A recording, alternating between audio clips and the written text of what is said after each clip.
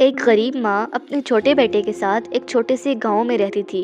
वो अपने बेटे से बेहद मोहब्बत करती थी और उसके लिए दिन रात मेहनत करती थी ताकि वो पढ़ लिख कर एक कामयाब इंसान बने। उसने अपनी खुशियाँ, अपने ख्वाब, सब कुछ कुर्बान कर दिया सिर्फ अपने बेटे की अच्छी ज़िंदगी के लिए।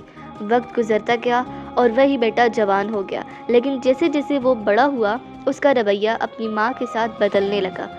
अब वो अपनी माँ को एक बोझ समझने लगा। जहाँ माँ पहले उसकी छोटी छोटी ज़रूरतों का ख्याल रखती थी, वहीं अब वो माँ को नज़रअंदाज करने लगा। एक दिन उसने माँ से कहा, माँ, मैं शहर जा रहा हूँ, वहाँ नौकरी करूँगा और अपनी ज़िंदगी संवारूँगा। माँ ने आंखों में आंसू लिए कहा, बेटा, मैं तेरे बगैर कैसे जीऊँगी। बेटे ने कहा, माँ, बस कुछ दिन की बात है, मैं तुम्हें भी अपने साथ ले जाऊँगा। ये कहकर वो चला गया, लेकिन दिन, महीने और साल गुजर गए। बेटे ने पलटकर नहीं देखा। माँ दरवाजे पर बैठी रहती, हर दिन उम्मीद से कि शायद आज मेरा बेटा आएगा, लेकिन वो नहीं आया। वक्त ने माँ को कमज़ोर कर दिया। आखिर एक दिन वो बीमार हो गई और उसका हाल ऐसा हो गया कि वो चलने के काबिल भी ना रही। गांव के लोग उसका ख्याल रखते रहे, लेकिन उसका बेटा बेखबर रहा।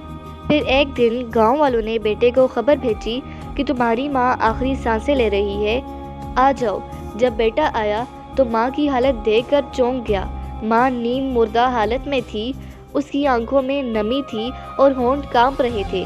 बेटा उसके करीब गया और माँ ने कांपते हाथों से उसका चेहरा छुआ और कहा, बेटा, मैंने ज़िंदगी भर तेरा इंतज़ार किया, पर तू नहीं आया।